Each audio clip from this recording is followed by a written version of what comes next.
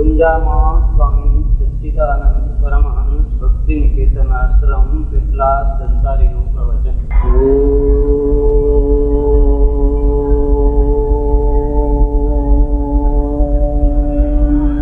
નમઃ શાંતાય તેજસે.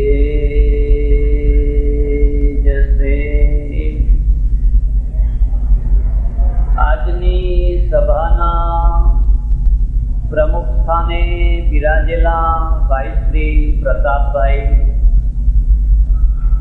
જેમના આંગણે આ પવિત્ર પ્રસંગનું આયોજન થયું છે, જેમણે પોતાના પરિવારને, કુટુંબને ધન્યતા આપી છે, એવા બેન શ્રી પુરીબેન અને એમના પરિવારના સભ્યજનો, સજ્જનો, બહેનો અને બાળકો, 5 શબ્દોને યાદ રાખજો. વ્યક્તિ, પરિવાર, સમાજ, રાષ્ટ્ર અને માનવતા. આ 5 શબ્દોને યાદ રાખો. જીવન એક બિંદુ છે.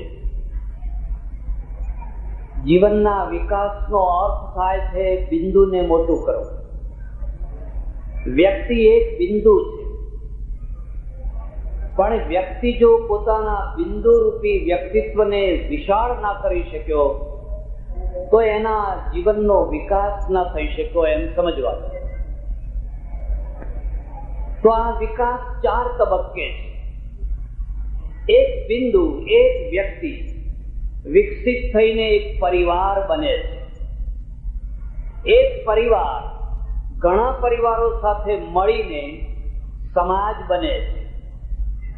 ઘણા સમાજો એકબીજા સાથે મળીને રાષ્ટ્ર બને છે, અને ઘણા રાષ્ટ્રો એક સાથે એકબીજામાં મળીને માનવતા બને છે. માનવતા એ પરાકાષ્ઠા છે. શરૂઆત બિંદુથી છે અને પરાકાષ્ઠા માનવતા. તમે જોજો, પરમેશ્વરની જે સૃષ્ટિ છે એમાં 2 પ્રકાર છે. એકાકી જીવનારા જીવો અને સમૂહમાં જીવનારા જીવો. તમે સર્પોનો સમૂહ જોયો? 200-500 સર્પ એક સાથે, કોઈ ઝૂમાં રાખ્યા હોય એ વાત જુદી છે, પણ પોતાની મેળે 200-400-500 સર્પો ભેગા થાય અને સાથે ને સાથે રહેતા હોય એવો સર્પોનો તમે સમાજ જોયો? કેટલાય પ્રાણીઓ તમે જોશો માત્ર એકલા હોય છે, એકાકી હોય છે, 2 નથી હોતા. પણ કેટલાક પ્રાણીઓ એવા છે જે સમાજ વિના, પરિવાર વિના, કુટુંબ વિના રહી નથી શકતા. તમે વાંદરાને જોજો.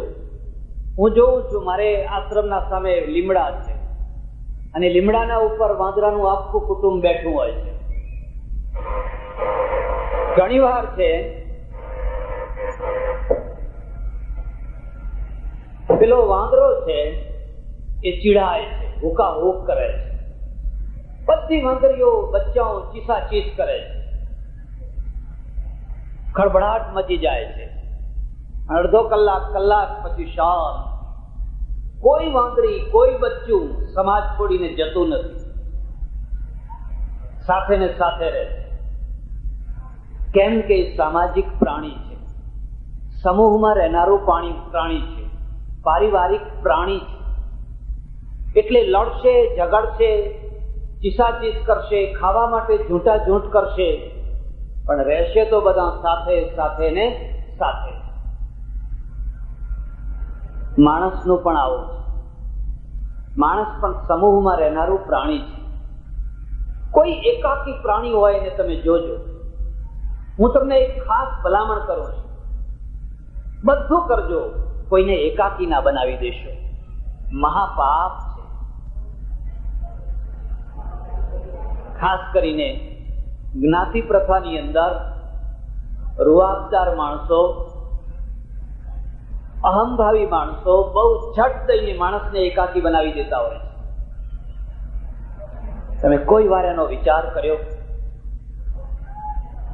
એનું શું થશે, એના બાળ બચ્ચાનું શું થશે? માણસને જયારે રૂઆબ ચડ્યો હોય, માણસને જયારે અહંકાર ચડ્યો હોય, ત્યારે બીજાની દરકાર નથી કરતો. અને જે બીજાની દરકાર નથી કરી શકતો એ પછી પોતાની દરકારને પણ લોકોના મનમાંથી કઢાવી નાખે છે. એટલે આ 5 તત્વોને યાદ રાખજો. વ્યક્તિ એટલે શું, અને વ્યક્તિનું ભલું કરવું હોય તો શું કરવાનું? આ બોલચાલ ના કરે, બધા ગડબડ ના કરે, બધું એક સાથે કામ નહીં કરવાનું. વ્યક્તિનું ભલું કરવું હોય તો શું કરવું? એક જ કામ કરવું, બીજું કોઈ કામ નહીં, માત્ર એક જ કામ કરવું. એને સારી સોબતમાં બેસાડો, બાકીનું બધું આપોઆપ થઈ જશે. તમારે કોઈ ઉપદેશ આપવાની જરૂર નથી, માત્ર એને સારી સોબતમાં બેસાડવા. એને વ્યસન છોડાવવું છે, કદી પંચિંગ ના કરશો, કદી પંચિંગ ના કરશો. વ્યસન છોડો, વ્યસન છોડો, વ્યસન છોડો. એને સારી સોબતમાં બેસાડો, બસ. બાકી ખસી જાઓ પછી. આટલું જ કામ કરવાનું. તમે નામ સાંભળ્યું હશે, દરબાર ગોપાળદાસ.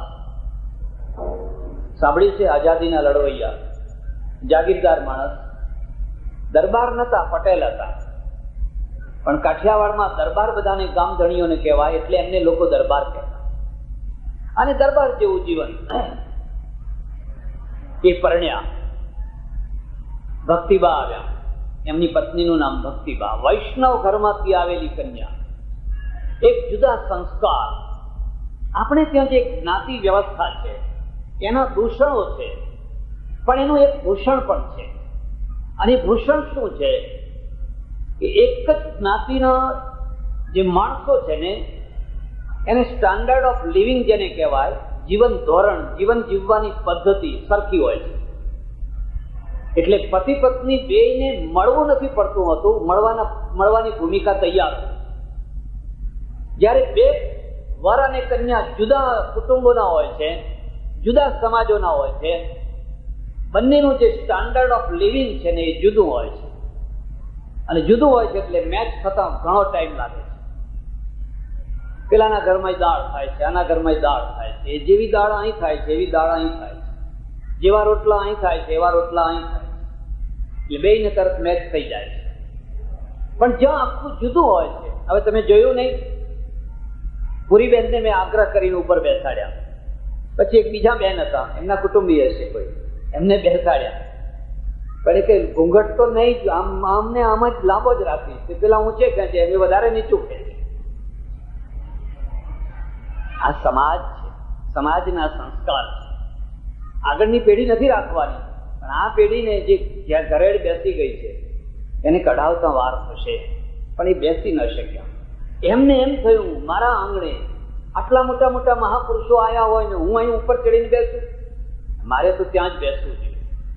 આ એક પ્રકારના સારા સંસ્કાર છે, એક પ્રકારની નમ્રતા છે. મારા આંગણે પ્રસંગ છે, અને મારા આંગણે પ્રસંગ છે તો હું નીચે જ બેસું. આને શું કહેવાય છે? Standard of living. એક જીવન જીવવાની પદ્ધતિ. દરેકની પોતપોતાની એક પદ્ધતિ હોય છે. બે જયારે છેડાની પદ્ધતિઓ ભેગી થાય છે ત્યારે બે માણસોને મેળવવામાં ઘણી તકલીફ પડતી હોય છે. એટલે વ્યક્તિ છે, એ વ્યક્તિનું ભલું કરવું હોય, માત્ર એક જ કામ કરજો, એની સારી સોબતમાં બેસતો કરી દે. ચાલો એ કામ ના થાય તો એક બીજું કામ કરજો, એને ખોટી સોબતમાંથી છુટકારો અપાવો.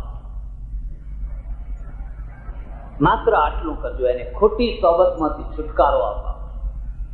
હવે ખોટી સોબતમાંથી છુટકારો ન અપાવી શકાય અને સારી સોબતમાં બેસાડી ન શકાય, તમે વ્યક્તિ માટે કરોડ પ્રયત્ન કરો, એનો ઉદ્ધાર નહીં થઈ શકે. એ ગમે ત્યાં હશે તો એનું કલ્યાણ નહીં થઈ શકે. ભક્તિબા આવ્યા. ભક્તિબાનું જે સ્ટાન્ડર્ડ છે ને, લિવિંગ સ્ટાન્ડર્ડ, એક પુષ્ટિ માર્ગી વૈષ્ણવનું છે. એના ઘરનું એક પવિત્રતા, સ્વચ્છતા, નિર્મળતા, આ ખવાય, આ ના ખવાય, આમ અડાય, આમ ના અડાય. આ બાજુનું જે સ્ટાન્ડર્ડ છે એ દરબારી સ્ટાન્ડર્ડ છે. દરબાર, કાઠિયાવાડના દરબારો સાથે દરબાર. પણ જયારે આવ્યા, ભારતની સ્ત્રી છે ને એ ચોરી વચ્ચે, સૂર્યની શાખે, અગ્નિની શાખે, જયારે કોઈના હાથમાં હાથ મૂકે છે વડીલોની વચ્ચે, ત્યારે માત્ર હાથ નથી મૂકતી, એ જીવન મૂકે છે. હાથ તો પ્રતીક છે. એટલે એ સંસ્કારનું નામ છે પાણી ગ્રહણ સંસ્કાર. પાણી ગ્રહણ, પાણી એટલે હાથ, હાથ પકડવાનો સંસ્કાર. કેટલી મોટી જવાબદારી છે, કેટલી મોટી જવાબદારી છે. હવે કહે છે કે મેં મારું જીવન તમારા હાથમાં મૂકી, મને ખબર નથી ક્યાં ચાલવાનું છે, હું સમજતી નથી, તમે આગળ ને હું પાછળ, તમારા પગલે પગલે હું ચાલીશ. તમે ખાડામાં પડશો તો હું એ ખાડામાં પડીશ, હું તમારા પગલે પગલે ચાલીશ. કેટલી મોટી વાત છે, સમર્પણ છે. આ કોઈ સોદો નથી, આ કોઈ કોન્ટ્રાક્ટ નથી કે 6 મહિના 12 મહિના થયા કે કોન્ટ્રાક્ટ ફેલ, ચાલો. હા, એ બહુ મોટો સંસ્કાર છે, સમર્પણની ભાવના છે. અને જ્યાં સમર્પણની ભાવના છે ને ત્યાં લડશે, ઝઘડશે, બધું થશે, પણ પેલી ગાંઠ વાળેલી એ નહીં તૂટે, નહીં તૂટે, તે નહીં તૂટે. એટલે આપણે ગાંઠ વાળીએ, છેડાછેડી કરે છે ને, એ ગાંઠ વાળે છે, ખૂબ ખેંચીને વાળે છે. એટલા માટે ગાંઠ વાળેલી છે કે આ જન્મે તો આ ગાંઠ ના છૂટે, પણ 7 જન્મે આ ગાંઠ ના છૂટે. કારણ કે આ ગાંઠ બે આત્મા વચ્ચેની ગાંઠ છે. આવ્યા, વાતાવરણ જોયું, બિલકુલ જુદું વાતાવરણ. જે બાપના ઘેર ઉછરી એનું વાતાવરણ જુદું, અહીંનું વાતાવરણ જુદું. હવે આ ઘરમાં રહેવાશે કેવી રીતે, આ ઘરમાં જીવાશે? તમે કદી સ્ત્રી થઈને સ્ત્રીના પ્રશ્નોનો વિચાર કર્યો છે? તમે પુરુષો છો, તમે કદી સ્ત્રી થઈને સ્ત્રીના જીવનનો વિચાર કર્યો છે? હડફડ હડફડ હડફડ 11 વાગે 12 વાગે ઘેર પહોંચ્યા અને જેમ પેલા નાયબ સુબેદાર હોય ને એવી રીતે ઓર્ડર કરવા માંડ્યા, એ રોટલા છે કે, ફલાણું છે કે, ચા છે કે, આમ છે કે, તેમ છે કે. ખખડાવી નાખે, આમ ધ્રુજાવી નાખે આખા ઘરને. આ તમારા 4 છોકરા સાચવવાના એને છે. તમને ખબર છે 4 છોકરા કેવી રીતે સચવાય છે?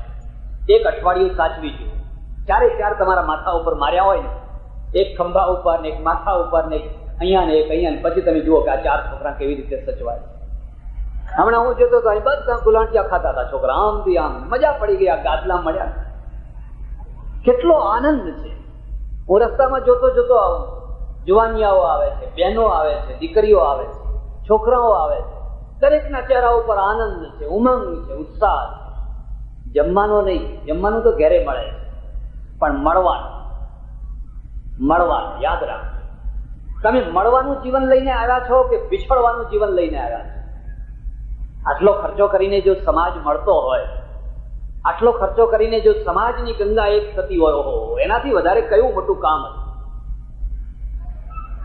પણ આ ભક્તિબાઈએ મનમાં નક્કી કર્યું, જે હોય તે, તમારે હવે અહીંયા ફિટ થવું છે. એક બીજી વાત યાદ રાખજો બહેનો, તમને કહું છું, તમારા ઘરમાં ગમે એવું દુઃખ હોય, સુખ હોય, જે હોય, તમારા ઘરની નિંદા અને ઘરના માણસની નિંદા જો બહાર કરતા થયા ને, તો કોઈ દિવસ તમે સુખી નહીં થઈ શકો. અમારે ઇલાહાબાદમાં યુનિવર્સિટીના બધા પ્રોફેસરો, લગભગ 200-250 પ્રોફેસરો, આ બધા પ્રોફેસરોની પત્નીઓ, પ્રોફેસરો તો જાત જાતની ક્લબોમાં જાય, એમની પત્નીઓ એ બધાએ વિચાર કરીને નિર્ણય કર્યો કે આપણે પણ એક ક્લબ બનાવો, એક સંસ્થા બનાવો. 200-250 પ્રોફેસરોની પત્નીઓની એક સંસ્થા બનાવી. પહેલા દિવસે મીટિંગ મળી, વિચાર કર્યો કે આ સંસ્થાને, આ ક્લબને નામ શું આપશું? 250 સ્ત્રીઓ છે, બધાના ઘરવાળા પ્રોફેસરો છે. આ સંસ્થાને નામ શું આપશું? એટલે એક બેને નામ સૂચ્યું, પતિ નિંદા ક્લબ. પતિ નિંદા ક્લબ. કે કંઈક મોઢું ખોલવાની જગ્યા તો મળવી છે. આપણે એવું બંધારણ કરો કે આ વર્તુળની અંદર આપણે આપણા ઘરના જેટલી ફરિયાદો છે, જેટલા અસંતોષ છે, બધું અહીંયા કહી શકીએ. એટલે હા, વાત સાચી. ચાલો કે આપણે કાર્યક્રમ શરૂ કરો. એટલે એક જે સૌથી મોટી બેન હતી ને, એને નિંદા શરૂ કરી કે શું વાત કરું બેન, મારા ઘરવાળા તો એવા ભૂલકણા છે, એવા ભૂલકણા છે, એવા ભૂલકણા છે. એમના ચશ્મા એ કંઈ મૂકી દે છે, એમની પેન કંઈ મૂકી દે છે, એમનો રૂમાલ કંઈ મૂકી દે છે, અને મારા ઉપર ગરમ થઈ જાય છે. મારો ચશ્મા ક્યાં ગયા, મારી પેન ક્યાં ગઈ, મારો રૂમાલ. હવે એમના ચશ્માની મારે કાળજી રાખવાની કે એમને રાખવાની? અને પછી લાલ લાલ લાલ લાલ ઘૂમ જેવા થઈ જાય. પતિ નિંદા ક્લબ, યાદ રાખજો. આ તો ઠીક છે, હું છું તો પનારું પડ્યું પાર પાડું છું, બાકી એમના ચશ્માને હું ખોડી આપું. પછી એક બીજી બેન આવી, એને શરૂ કર્યું, ભાઈ તારે તો તોય સારા છે, મારા પતિ છે ને એ તો એવા છે કે લોકોના પૈસા લઈ આવે છે પછી આપવાનું જ ભૂલી જાય છે, એવા ભૂલકણા છે. લાવે છે બધી તરફ, 100 અહીંથી, 200 અહીંથી, 200 અહીંથી, 100 અહીંથી. અને જયારે પેલા લોકો માગવા આવે છે ત્યારે કહે છે ના હો, કોઈ બીજાએ લીધા હશે, મેં નહીં હો, કોઈ બીજો હશે, હું નહીં એમ. અને ઝઘડા થાય અને પછી આપવા પડે છે, ખૂબ ઝઘડા થાય છે. પતિ નિંદા ક્લબ. પછી એક ત્રીજી આવી, પ્રૌઢ ઉંમરની, મોટી ઉંમરના, એમના પતિ રિટાયર્ડ થવાની તૈયારીમાં હશે. ભાઈ તમારે તો તોય સારું છે એમ કે, મારે તો એવા ભૂલકણા છે, એવા ભૂલકણા છે. એક વાર હું શાકભાજીની લારી ઉપર ઊભી ઊભી શાકભાજી ખરીદતી હતી અને બીજી બાજુની ફળની લારીમાં એ ઉભેલા, તે મને આમ ધારી ધારીને જોયા કરે, આમ ટગર ટગર ટગર ટગર જોયા કરે. હું નજીક જઈને મેં કહ્યું કેમ, શું છે જોવો છો? એ બેન તમને કંઈક જોયા હોય એવું લાગે છે, કોઈ જગ્યાએ તમને જોયા હોય એવું લાગે છે, કંઈ ઓળખીતા હોય એવું લાગો છે. આ બધાના વચ્ચે શું કરું એમ, આવા ભૂલકણા છે. તમારે તો એવું નહીં થતું હોય. ભક્તિભાઈએ મનમાં નક્કી કર્યું મારે આ જગ્યાએ ગોઠવાવું છે.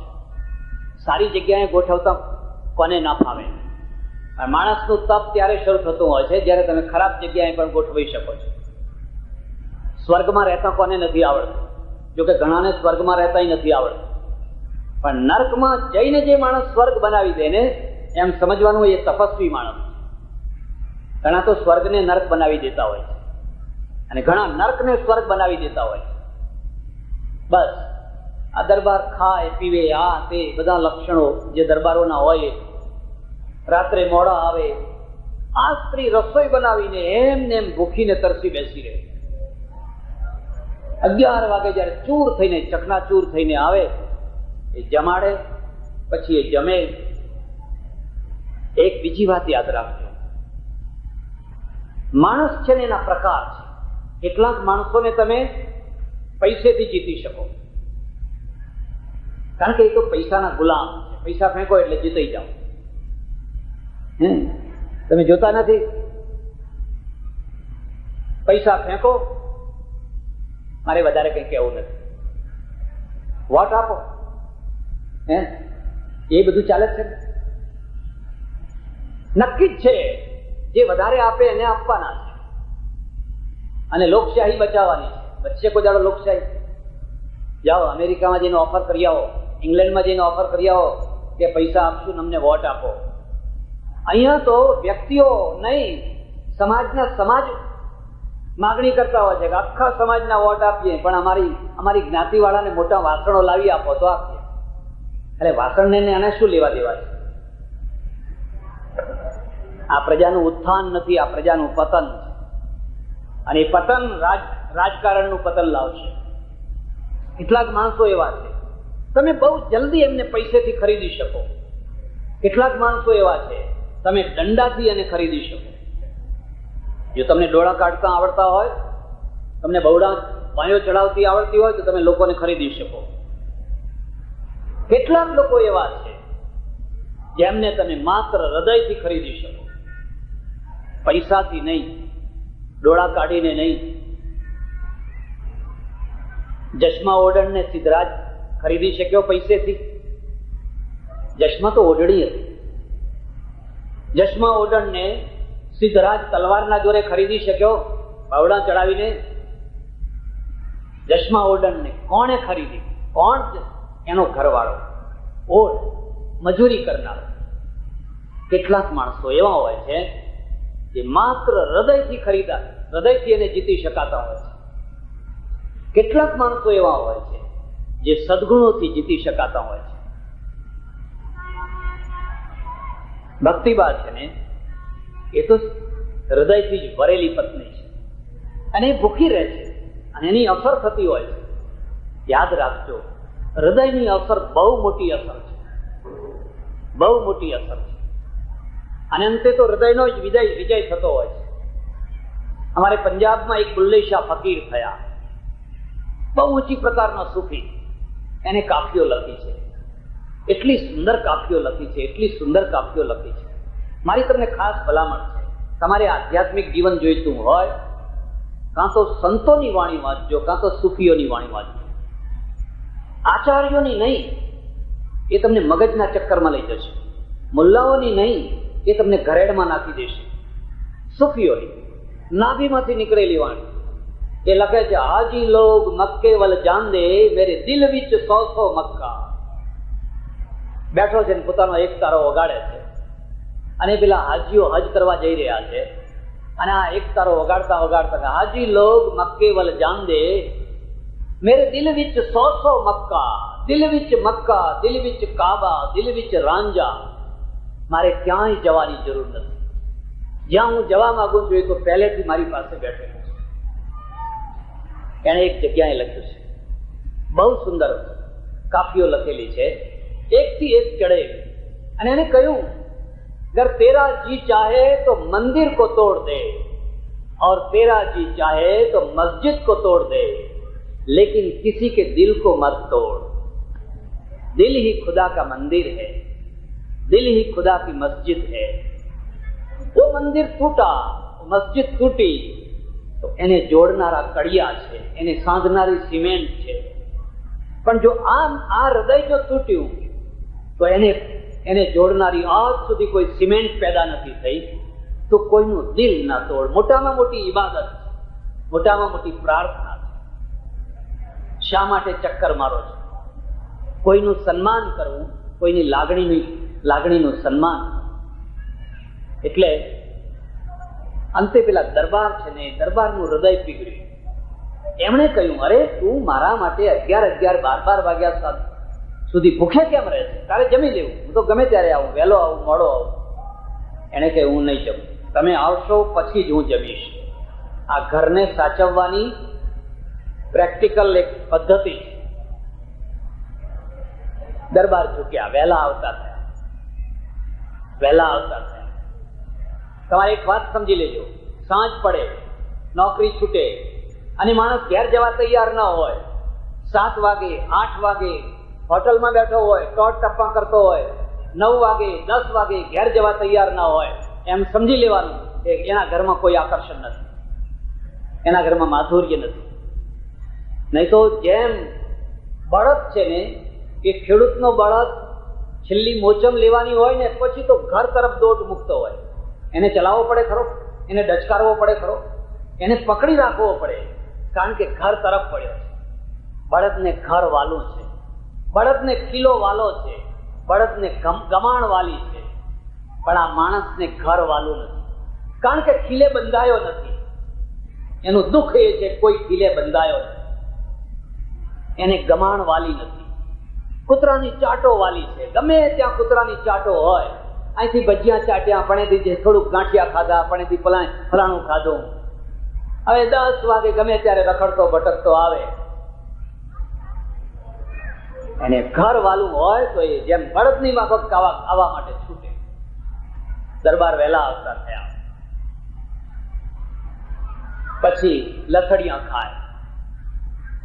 એક દિવસ ખૂબ રડ્યા અને કહ્યું, ભક્તિ, તારું જીવન કેટલું પવિત્ર અને મારું જીવન કેટલું અપવિત્ર. આપણા બેનો મેળ મળી ગયો.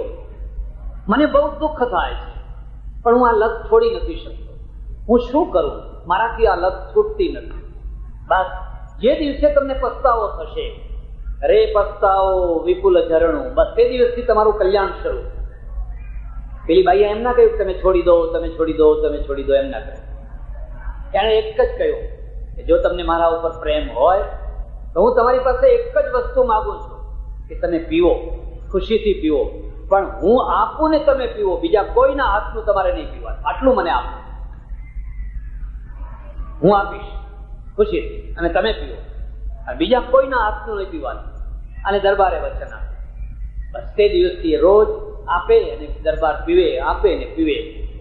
એક દિવસ એના મનની અંદર ઠેસ વાગી કે આ સ્ત્રીને આ ગંધ ગમતી નથી, મોઢું આમ ફેરવી નાખે છે, અને હું કયો રાક્ષસ છું, હું કઈ જાતનો શૈતાન છું કે આ સ્ત્રીના હાથે આવું કામ કરાવડાવું છું. મારા ઘરમાં એક સતી આવી છે, સાધ્વી આવી છે, અને હું હજુ રાક્ષસપણામાંથી છૂટ્યો નથી. અને તે દિવસે દરબારને એવો ગુસ્સો ચડ્યો ને ઘરમાંથી જેટલી શીશીઓ હતી કબાટ ખોલી ખોલીને બધી શીશીઓ ફોડી નાખી, રોડ ઉપર પોતાની જાતે ફોડી નાખી. કોનો વિજય છે? આ પ્રેમનો વિજય છે, આ હૃદયનો વિજય છે. જો પેલી સ્ત્રીએ કકરાટ કર્યો હોત ને તો એને જ કાઢી મૂકી હોત, પણ પ્રેમની અંદર અમાપ સહન શક્તિ છે, ધીરજ છે, અને ધીરજના પરિણામે એક દિવસ એના ફળ આવતા હોય. એટલે મારી તમને ખાસ ભલામણ છે, કોઈ વ્યક્તિનું ભલું ઈચ્છતા હો એને બીજું કંઈ કહે, એને સારી સોબતમાં જોડી. આ ગામમાં સ્વાધ્યાય ચાલતો હોય એવું લાગે છે, યોગેશ્વરનું ચિત્ર છે, એક બે બીજા પોસ્ટરો પણ જોયા, મને આનંદ થયો. ચાલો કંઈક સારા સંસ્કાર તો મળશે. સાંજે ભેગા થઈને ગીતાની વાત તો સાંભળશે, કોઈ ઋષિ મુનિની વાત તો સાંભળશે, કોઈ ઉપનિષદની વાત તો સાંભળશે. પણ હું તમને એક બીજી વાત કહું છું, એ ખાસ યાદ રાખજો. તમે ગીતાની વાત કરજો, તમને ઉપનિષદની વાત કરજો, તમે રામાયણની વાત કરજો, પણ માત્ર એક વ્યક્તિ સાથે બદ્ધ ના થઈ જશે, નહીં તો પાછા ઉલમાંથી ચૂલમાં પડ્યા જેવો. આપણા ત્યાં એક બહુ મોટા દૂષણો છે, અને એ દૂષણો એવા છે કે ગાયત્રી વાળા ગાયત્રી સિવાય બીજી કોઈ વાત ન કરવા દે, પેલા બ્રહ્માકુમારી વાળા બ્રહ્માકુમારી સિવાય બીજી કોઈ વાત ન કરવા દે, ફલાણા ફલાણા સિવાય એ ભજન અહીં ના ગવાય, એ ભજન અહીં ના ગવાય. ભલા થઈને આવું ના કરતા. સમગ્રતામાં સ્વાધ્યાય છે, એકાગ્રતામાં સંપ્રદાય છે, અને સમગ્રતામાં સ્વાધ્યાય. દશે દિશાઓમાં જે આવે, નહીં તો હું આ સુખીની વાત ના કરી શક્યો હોત. જો મારા મગજમાં એક સંકીર્ણતા બેઠી હોત ને તો હું આ સુખીની વાત ના કરી શક્યો હોત. ચારે તરફથી જે કંઈ સારું છે એને આવવા દો, એને ઝીલો. વ્યક્તિની આ રીતે વ્યક્તિનું ભલું કરવું હોય તો આટલું, એને સારા માણસની સોબત કરાવી આપો, નહીં તો નબળા માણસની છોડાવી. પણ એ ચર્ચા નથી કરતી. પરિવાર એટલે શું? પરિવારનું ભલું કરવું હોય તો શું કરવાનું? યાદ રાખો, પરિવાર માટે 3 કામ કરવાના. તમારે પરિવાર સાચવવો છે તો તમારે 3 કામ કરવાના. પરિવાર એટલે કુટુંબ. કુટુંબ કોના ઉજ્જળ થતા હોય છે? સૌથી પહેલામાં પહેલા કુટુંબ એના ઉજ્જળ થતા હોય છે જેના કાન કાચા હોય છે. તમે કાન બંબેરણીના શિકાર થઈ શકો છો? કોઈ તમારા કાન મચેડી શકે છે? તમારું કુટુંબ બરબાદ થઈ જશે. દરેક ગામમાં, મારો તો અનુભવ છે, દરેક ગામમાં એકાદ કોઈ રામ રહેતો હોય છે, કોઈ શિવ રહેતો હોય છે, મહાદેવ. બેમાં ફરક સમજ્યા તમે? રામ ઘરમાં રહે, મહાદેવ સ્મશાનમાં રહે. વિષ્ણુ ભગવાન છે ને, કે વિષ્ણુ ભગવાનની ખાસિયત છે, તમે બાળભોગ આપો, રાજભોગ આપો, શણગાર કરો, મુગટ પહેરાવો, ભગવાન તૈયાર. પણ જો ઝેર પીવાનું આવે ને તો કે પેલા માવા પહે જાઓ. જયારે ઝેર પીવાનું આવે છે એટલે એમાં લખ્યું સ્મશાન એ સ્વાપીડા સ્મરહર પિશાચા સાચરા. કેટલાક લોકો વિષ્ણુ ભગવાન જેવા હોય, એમને બાળભોગમાં બોલાવો તો તૈયાર. બાળભોગ એટલે સમજ્યા? નાસ્તો. એમને બોલાવવા ના પડે, હાજર જ હોય. અને રાજભોગની તો વાત જ શું કરવી. હવે મહારાજ હરિહરી થવા દો, અમે તો જમીન બેઠા છે. એ રાજભોગ છે. ખોટો ફંક્શન હોય એમાં આગળ ને આગળ. પણ જો ઝેર પીવાનું હોય, આ ગામમાં એક ભૂલ થઈ ગઈ છે અને એ ઝેર કોણ પીશે, આખા સમાજનો પ્રશ્ન છે. એ કડકડતું ઝેર પીશે તો કોણ પીશે? એટલે બધા કે આપણું કામ નહીં હો ભાઈ, આપણું કામ નહીં હો, આપણું કામ નહીં. એ ઝેર પીનારા એક હોય છે અને એ મહાદેવ થતા હોય. પેલા દેવ ને આ મહાદેવ, એ ઝેર પીનારા મહાદેવ થતા હોય છે. પણ સોમલ પચાવવું જેમ અઘરું છે એમ ઝેર પચાવવું અઘરું છે. મારે આશ્રમમાં કાલે ફોન આવ્યો, રાત્રે કેટલાકથી ફોન આવ્યો. એક બેન છે, 2 છોકરીઓ છે, 10 ને 11 વર્ષની 2 છોકરીઓ છે. બેનની ઉંમર 31 વર્ષની છે. એના ઘરવાળાએ ઘરમાંથી કાઢી મૂકી છે. હવે એક બેકરી વાળાના ઓટલા ઉપર સૂઈ જાય છે. તમારા આશ્રમમાં એને રાખશો? એને રહેવાની કોઈ જગ્યા નથી. એના ઘરવાળાએ એને કાઢી મૂકી છે. આ ઝેર છે, કોણ પચાવી શકે? કેમ આટલું મોટું ગામ, આટલું મોટું નગર, કોઈ ઘર એને સંઘરતું નથી. ઓટલા ઉપર સૂઈ રહે છે, રોડના ઓટલા ઉપર. બેકરી વાળો એને 5-10 રૂપિયા આપે છે કામ કરવાના, અને પછી 2 છોડીઓ લઈને આ એક સ્ત્રી છે એ રોડ ઉપરના ઓટલા ઉપર સૂઈ જાય છે. અને લુખ્ખા માણસો, ગુંડા માણસો, અસામાજિક માણસો હરતા ફરતા ગમે તેવું બોલે, ગમે તેમ કરે છે. આખા ગામમાં કોઈ માણસ જીવે છે? કોણ મહાદેવ થાય? છે કોઈ સંસ્થા જે એને કહે ચાલ બેટા, ચાલ તારા ઘરવાળાએ કાઢી મૂકી, તું મારા ઘેર ચાલ? અને જે લઈ જાય એની દશા શું થાય? પશ્ચિમમાં ને પૂર્વમાં ફરક છે. પશ્ચિમની સ્ત્રી છે ને એ સીધી હોટલમાં જઈને ઉતરી શકે છે, હોટલમાં જઈને ઉતરી શકે છે, નોકરી કરીને પોતાના પગ ઉપર ઉભી રહી શકે છે. ભારતની સ્ત્રી તો લાચાર, એને કાઢી મૂકી એટલે કોડી, એક જુત્તી બરા. એનું શોષણ થવાનું, એના શોષણને રોકી નહીં શકાય. એનું શોષણ થવાનું, કારણ કે કાઢી મૂક્યા પછી એ કોડી નહીં, ક્યાં જાય, ક્યાં જઈને ઉભી રહે. કોઈ માણસ એવો નીકળે જે આ ઝેર ને પીવે, ચાલ મારા ઘેર ચાલ, કોણ પીવે? એટલે પરિવાર છે, એ પરિવારનું જો ભલું કરવું હોય તો એના માટેના 3 રસ્તા. પહેલામાં પહેલી શરત છે, તમારા પરિવારમાં કાચા કાનના માણસો છે? કારણ કે એક રામ રહેવાના ગામમાં, કૃષ્ણ રહેવાના. રામમાં અને કૃષ્ણમાં ખબર છે તમને શું ફરક છે? રામ સીધું ધનુષ્બાણ ચલાવે છે અને કૃષ્ણ જાતે નથી ચલાવતા, અર્જુન પાસે ચલાવડાવે છે. બેનો ભેદ સમજાય છે તમને? એ કહે છે હું રથ આપીશ, તું ચલાવ. અર્જુન કે મારે આ ધનુષ્બાણ ચલાવવું જ નથી, આ મૂક્યું છે, મારે નથી ચલાવવું. કૃષ્ણ છોડી દીધો? નહીં. તસ્માદ યુદ્ધસ્વ ભારત. અર્જુન, આ લડાઈનો મોકો છે અને આ વખતે તારું કાયરતા ના બતાવ, આ વખતે તું દૈન્ય ના બતાવ. આ બેમાં આટલો ફરક છે. એટલે કૃષ્ણ વિજય મેળવે છે. રામની પાસે શૌર્ય છે, કૃષ્ણની પાસે શૌર્ય અને પોલિટિક્સ બે, રાજનીતિ છે ને બે, એટલે વિજય મળે છે. પણ જે કૃષ્ણે પાંડવોનો ઉદ્ધાર કર્યો એ કૃષ્ણ યાદવોનો ઉદ્ધાર ન કરી શકે. કરી શકે? પાંડવોનો ઉદ્ધાર કર્યો પણ દ્વારકાના યાદવોનો ઉદ્ધાર ન કરી શક્યો. દ્વારકાના યાદવો છે ને કરોડોની સંખ્યામાં, હજારોની, લાખોની સંખ્યા અને સોનાની દ્વારકા. કૃષ્ણ થાક્યા, હાર્યા, પગે લાગીને ત્યાંથી ખસી, મારે અહીં નથી રહેવું. કદાચ દાખલો બેસાડવો હોય તો જે ગાંધીજીએ આખા ભારતને અહિંસાનો સંદેશો આપ્યો એ પોરબંદરને અહિંસાનો સંદેશો ના આપ્યો. પોરબંદરમાં માણસને મારવું કે કૂતરાને મારવું બે સરખું છે. કદાચ આવું થતું હશે, દીવા નીચે અંધારું રહેતું જ હશે. હવે દીવા બદલાઈ ગયા, હવે દીવા નીચે અજવાળું રહે છે, દીવા ઉપર અંધારું રહે. પેલી આમ રકાબી મૂકી હોય છે, પણ આ વાસ્તવિકતા છે. અને માણસને મરતી વખતે પોતાનું કુટુંબ છોડવું પડે, પોતાનો પરિવાર છોડવો પડે. કેટલી વેદના હશે, કેટલી પીડા હશે. હું મરણ પથારીએ પડ્યો હોઉં અને મારી આજુબાજુ મારા છોકરા ઉભા હોય, વહુ ઉભી હોય, ભાઈઓ ઉભા હોય, હાથ જોડીને બાપા બાપા કરતા હોય, મરતા આનંદ આવે. પણ એ બધાના મોઢા જોવાને લાયક નથી એમ સમજીને બધાને છોડી અને કોઈ પીપળાના ઝાડ નીચે એકાકી જઈને બેસવું પડે. કેટલી વેદના હશે.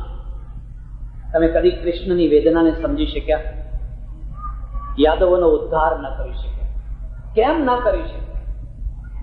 કારણ કે યાદવોના અપલક્ષણો છૂટ્યા નહીં. પાંડવો હાથ જોડીને, તમે કહેશો એમ કહેશો, પાંડવોમાં આધીનતા છે, યાદવોમાં આધીનતા નથી. એટલે આ બીજી વાત યાદ રાખજો, સારામાં સારું બી છે ને એ પણ ધરતીની અપેક્ષા રાખે છે. ધરતી મળે તો કેસર કેરી ઊભી થાય, ધરતી મળે તો હાફૂસ આંબો ઊભો થાય. તમારી પાસે બી સારામાં સારું છે, પણ તમે ખારી જમીનમાં જઈને વાવી આવ્યા સમુદ્રના કિનારે, એમાં કશું ઉગવાનું નથી. વાંક બીનો નથી, ધરતીનો છે. પાંડવો ધરતી છે અને યાદવો ખારી ધરતી છે, એટલે કશું ઉગ્યું. દરેક ગામમાં આવા એક ને એક માણસો રહેતા હોય છે. દરેક ગામમાં એક શકુની રહેતો હોય છે, અહીં નહીં રહેતા હોય છે. એક મંથરા રહેતી હોય છે, ખરું કે? એક કૈકઈ રહેતી હોય છે. આ સનાતન પાત્રો છે. આ પાત્રો કદી મરતા નથી, આખી દુનિયામાં છે. આને તમે ઇતિહાસ ના સમજી લેતા. આ સનાતન પાત્રો છે. કાન મચેડો એટલે મચડી જાય એવી એક કઈ રહેતી હોય. કારણ કે રામાયણ ચાલુ જ છે.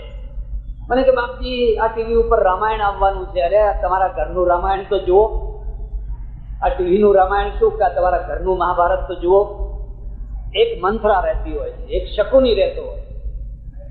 અને એ બધાનું કામ હોય છે કે જે કાચા કાનના માણસો છે એના કાન મચેડો અને એના કુટુંબને, એના પરિવારને બરબાદ કરો, વેર વિખેર કરો, છિન્ન ભિન્ન કરી નાખો, રાજી થો. બસ પછી આનંદ મારો, રાજી થો.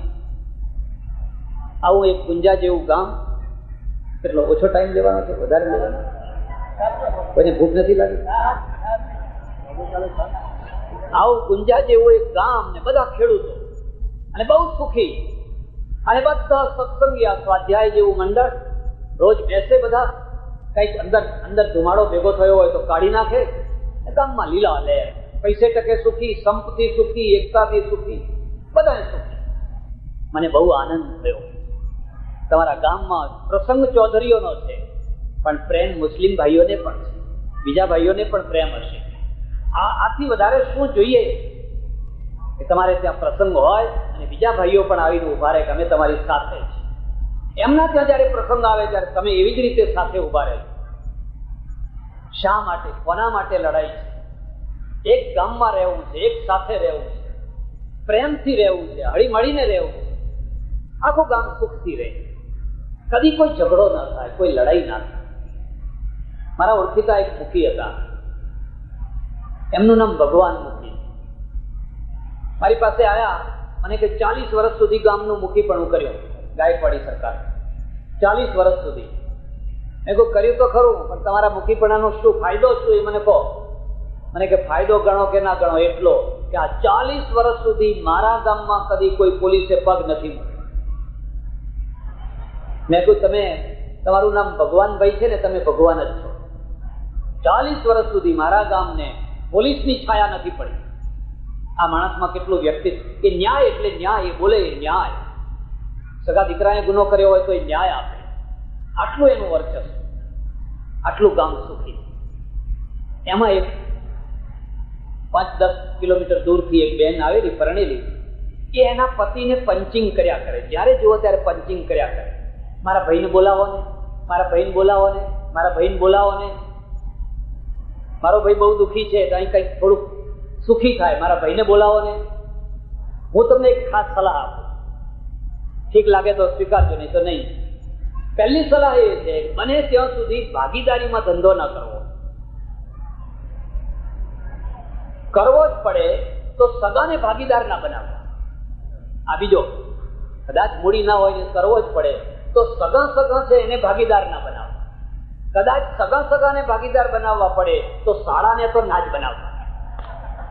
હવે ભાઈ તમે જાણો પછી.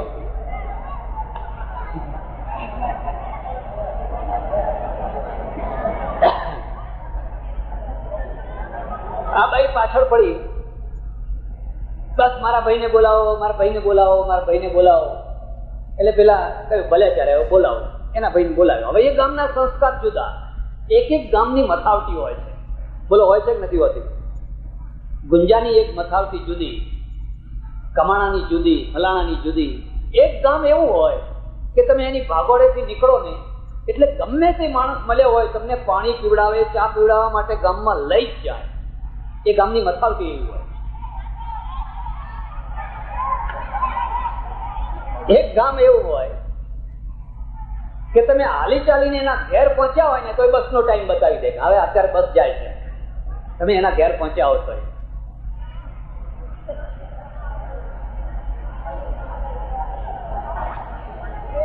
ધ્યાન દો, એક એક ગામની એક મથાવટી હોય છે.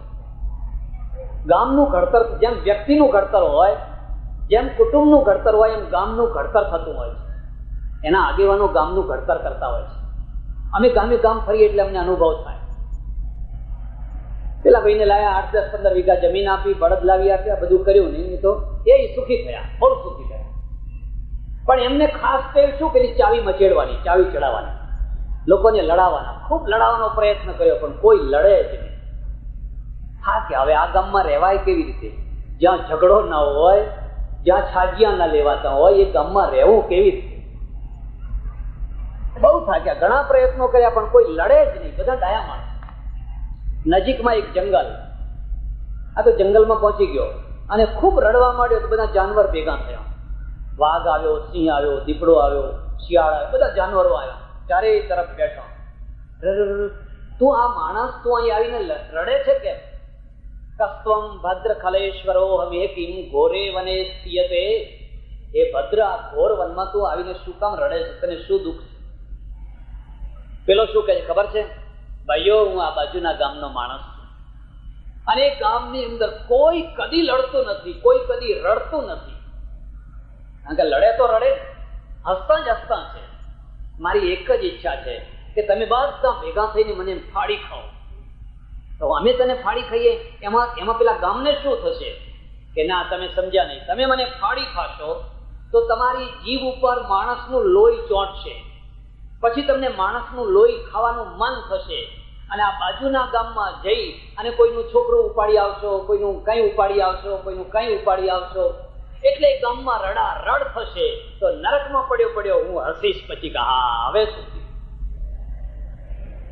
આવાય માણસો હોય છે, આવાય માણસો હોય છે. ઘરના પૈસા બગાડીને પણ લોકોના ઘર બરબાદ કરતા હોય છે. એટલે હું તમને ખાસ વાત કહું છું, જો તમારા પરિવારને સાચવવો હોય તો પહેલી શરત છે કાચા કાનના માણસોને નહીં, માણસોને પાકા કાનના બનાવી દેવાના. જે હોય એ સાંજે બેસી નિરાકરણ કરવાનું.